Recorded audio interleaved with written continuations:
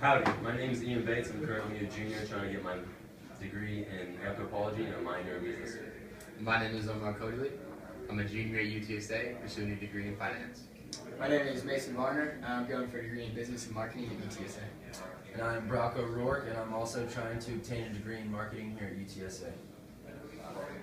Alright, so we decided to do an article from the New York Times dealing with the water down in California. It's been an issue for the past 5 years, but recently gotten very severe. There's some communities that are 60 to 120 days of actually being fully dry, so they did have to start up a plan. The original plan consisted of 4 tiers or brackets that you fell into in between 10% and 35%, based on September of 2014, how much water your community used. There's a big kind of ruckus about a lot of complaints and such, just dealing with 1 month, because obviously water fluctuates how much each month. So they changed it to a total of 9 tiers in between July, August, and September of 2014. And since they did make the original plan, it kind of put people into a more fair tier, such as Los Angeles. They were at a 10% cutback. They did better with the original plan, and so they got put into an 8% cutback. Cities as San Francisco was in 20%. They got bumped down to 16%. There was communities that did bad. Sacramento and Beverly Hills, they used the vast amount of water consumption, and so they're up in higher tiers, 35, 36%. Who's affected by this? Energy resources are affected.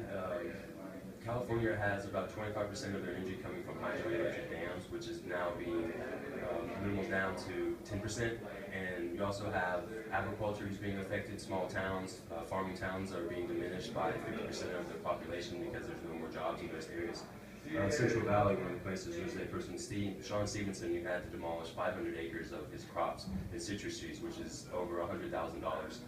There's also another man in the current county who had to drill 2,500 feet down just to find water.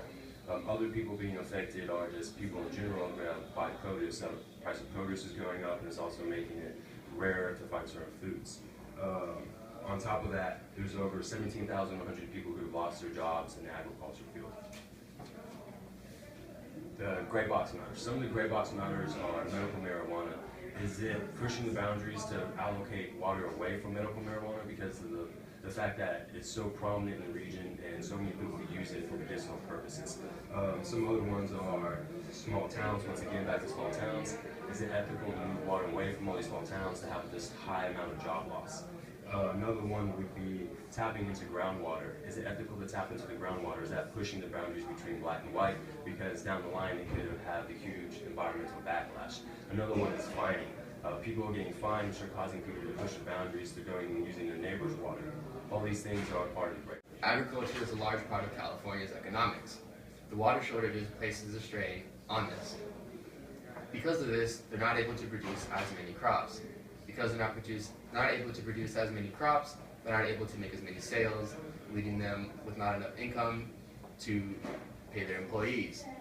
This creates a higher rate of unemployment in California.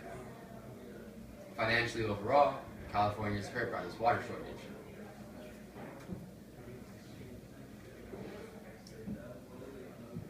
Because the water shortage places these large strains on California, they really want to make sure that the conservation laws are being enforced. To do this, they've hired officials to drive around and make sure everyone is following these laws. They have people who will come by and take pictures if you're using water at the wrong times, not using the appropriate amounts of water, or if you're overwatering when you shouldn't be. People who break these laws are subject to fines totaling over $10,000. There's been many cases where people are stealing the water from their neighbors' houses and using their water instead. Lawsuits have filed because of this for fines that are being fined to the wrong people. My partner briefly touched on some moral and ethical issues, and I'm here to cover them in a little more detail. A quote directly from the California's governor is, "Every day this drought goes on, we're going to really have to tighten the screws on what people are doing." Is this right to do? Is it okay to tighten the screws on what people are doing and look into their personal life every day and make judgments about if they're making the right decisions? A lot of people might take this personally and say it's violating their rights. Also, farmers and ranchers are being forced to cut back on cultivating when that's also taking away from their profits and their family. If they're being forced to cut back on cattle and cultivating their own land, then how are they going to supply for their family and for themselves? Also, there's a huge problem with the medical marijuana industry. A lot of water gets allocated to these plants, up to 6 gallons per day for each plant, up to 150 days is what these plants need. And people are benefiting from this, from the medical marijuana big time. And I don't know if it's going to be okay for them to just cut back on the industry and stop growing these plants. It could affect their life in a very negative way. Also, it's another moral and ethical issue is with the jobs that it's taking away. It's taking a lot of revenue away from the state and from everyone there in general. And it's just not, see, the fucking jobs, dude. I'm not talking about the jobs. Well, then you're good. Yeah, fuck the jobs. Alright, ready? Yep. Key takeaways. The key takeaways from this is obviously that California is currently experiencing one of the most major water droughts in U.S. history. Also, California is going to have to conserve as much as they can. Even though that they've been conserving for the last 5 years, they're going to have to step up their water conservation in order to save their state, honestly. The drought has affected California economically and financially, and if this continues to go on in the path that it does, honestly, I'm not sure if California will be able to sustain its mass industries from business and agriculture.